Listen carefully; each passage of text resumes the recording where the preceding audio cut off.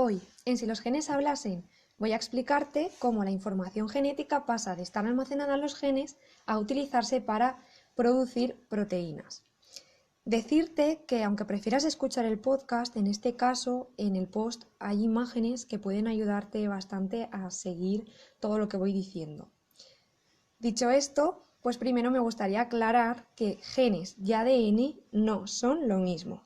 No es raro que la gente confunda estos términos porque los hemos oído muchas veces. Piénsalo, ¿sabrías decirme qué son los genes y su diferencia con el ADN? Pues bien, básicamente el ADN es como el libro donde están escritas las instrucciones que necesitan las células para vivir y cumplir su función. Y dentro de estos libros, los genes son capítulos.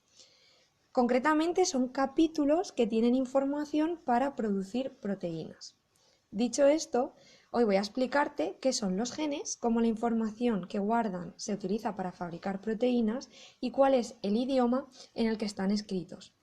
Así que empecemos. Primero, ¿qué son los genes?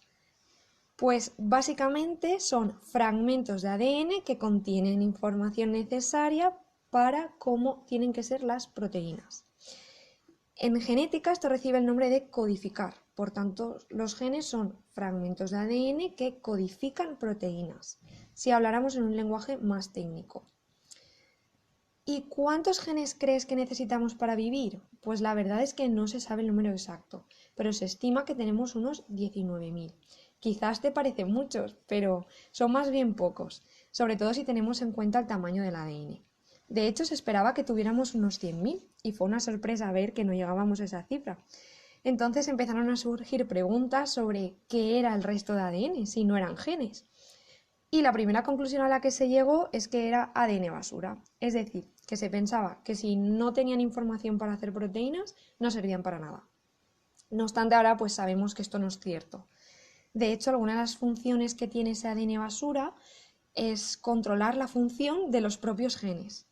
Y casi la mitad son los llamados genes saltarines, que si te interesa más conocer qué son, pues puedes encontrar otro post y podcast en el blog.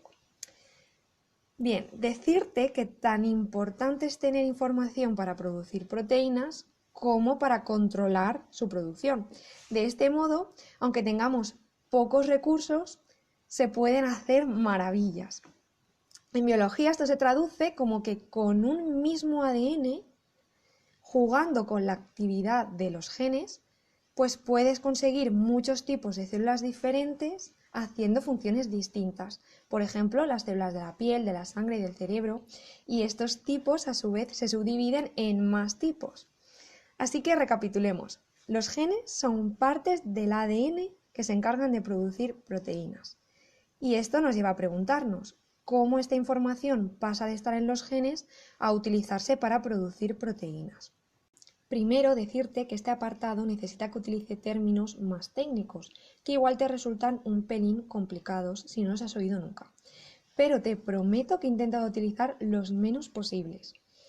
Y además te aconsejo que justamente en esta parte, si te puedes apoyar en las imágenes, pues seguro que lo entiendes muchísimo mejor. Y otro apunte antes. Si en este apartado lees o escuchas la palabra ADN, no se trata de un error, no es que me haya confundido. Es que en este caso me refiero, digamos que al material del que están hechos los genes, que es el ADN, ¿vale? Pero que no te confunda, ¿vale? Que no es lo mismo, que los genes son una parte del ADN. Pero en ocasiones que hablamos de moléculas, como aquí que hablaremos de ADN, ARN y proteína, es correcto decir ADN, porque nos estamos refiriendo, digamos que al material. Entonces, dicho esto, ¿cómo se utiliza la información de los genes para hacer proteínas? Pues la respuesta la podemos encontrar en el llamado dogma central de la biología. Este dogma explica que la información de los genes pasa a una molécula intermedia, que es el ARN, y esta ya puede utilizarse para producir la proteína. En lenguaje genético se diría que la información genética se transcribe a un ARN mensajero y se traduce a proteínas. ¿Pero por qué la información tiene que pasar por un intermediario? Pues porque el ADN está en el núcleo de la célula, pero las proteínas se forman en el citoplasma. ¿Y qué es el citoplasma? Pues es como un líquido en el que están todos los órganos que la célula necesita para vivir. Uno de estos órganos, por ejemplo, es el núcleo. Y estos órganos se llaman orgánulos. Para que te hagas una idea, al igual que nosotros necesitamos órganos como los pulmones, el hígado, el estómago, pues las células necesitan sus orgánulos, que por ejemplo serían las mitocondrias, el retículo endoplasmático, el núcleo. Así que dicho esto, vamos a ver el proceso por partes. Primero la información se tiene que transcribir, ¿vale? Es decir, la información de los genes, cuyo material es el ADN, se copia al intermediario ARN mensajero, ¿vale? Y esto ocurre en el núcleo. Lo que pasa es que el mensajero puede salir del núcleo y llegar al citoplasma, cosa que el ADN no puede hacer. Por eso se necesita esta molécula intermediaria. Una vez el mensajero está en el citoplasma, tiene lugar la segunda parte del proceso, que es la traducción. El mensaje que tiene escrito el mensajero pues tiene que ser utilizado por los ribosomas para fabricar las proteínas. Los ribosomas son uno de los orgánulos de la célula. Y esta parte, ¿vale? Como te he dicho, tiene lugar en el citoplasma. Entonces, esto nos lleva a la siguiente pregunta, que es ¿cómo saben los ribosomas qué proteína fabricar con la información del mensajero? Pues porque utilizan un idioma que les permite entenderse, y este idioma es el famoso código genético. El código genético es el idioma en el que la información está escrita en el mensajero y que indica qué aminoácidos tienen que formar la proteína. Pero para que entiendas este sistema, pues primero tengo que decirte que el mensajero, al igual que el ADN, está escrito en un código de 4 letras. Si te interesa más profundizar en este tema o recordar algo, en el post del ADN está esto muy bien explicado y cómo que quiere decir lo de las letras y el código y tal. Entonces, estas letras se llaman la adenina, guanina, citosina y uracilo. Y son las mismas letras que utiliza el ADN para guardar su información, excepto el uracilo, porque el ADN, en lugar de tener uracilo, tiene timina. Estas 4 letras se agrupan de 3 en 3, ¿vale? Forman como subgrupos y cada uno de estos subgrupos recibe el nombre de codón. Pero importante, no te imagines como que en el ADN todo está separado de 3 en 3, no, en el ADN todo es continuo. Estos de 3 en 3 son como unidades funcionales, lo que vendrían siendo las diferentes palabras de una misma oración. Entonces, los ribosomas son capaces de leer esas 3 letras y entender qué aminoácido tienen que reclutar y unir a la proteína que se está formando. Y este código se caracteriza por 3 cosas. La primera es que es universal, es decir, todos los organismos vivos lo tienen y es muy similar en todos. Es específico y continuo. Esto quiere decir que cada codón, cada conjunto de 3 letras, significa un aminoácido. Y siempre se va a leer de 3 en 3, ¿vale? No se van a solapar. Y por último, la tercera característica es que es degenerado. ¿Esto qué quiere decir? Pues esto hace referencia a que diferentes conjuntos de 3 letras pueden significar un mismo aminoácido. Es decir, la información se puede repetir.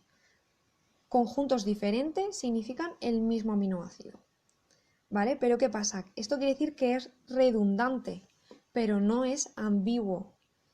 ¿Por qué no es ambiguo? Porque un mismo conjunto de letras no puede significar diferentes aminoácidos.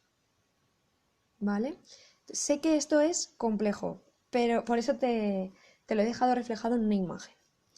Y me gustaría también darte el apunte de que el hecho de que sea degenerado pues nos protege de mutaciones, porque como puedes ver también en la imagen, aunque cambie una letra, es decir, aunque se haya producido una mutación en una letra, puede que la proteína no sufra cambios y esa mutación, por tanto, no tenga consecuencias. Entonces, con este lenguaje, la información de los genes pasa de estar almacenada en el libro de instrucciones a ser utilizada para fabricar proteínas. Y me gustaría también que recordaras la idea de que al tener un buen sistema de regulación, con pocos capítulos en este libro, se pueden formar las proteínas necesarias y en el momento adecuado. Y bien, antes de acabar, me gustaría hacer una pequeña aclaración sobre el dogma central de la biología. Y es que decirte que no solo incluye transcripción y traducción, también tiene un proceso que se llama replicación, que hace referencia a cuando el ADN se copia para cuando las células se dividan y formen células hijas. Y esto no lo he incluido pues porque no hacía falta para entender el post y no quería liarlo más. Y bueno, pues esto es todo por hoy, espero que te haya gustado y hayas aprendido. Si tienes cualquier duda, comentario o sugerencia, puedes dejarlo en comentarios o bien utilizar el formulario de la página de contacto que encontrarás en el blog.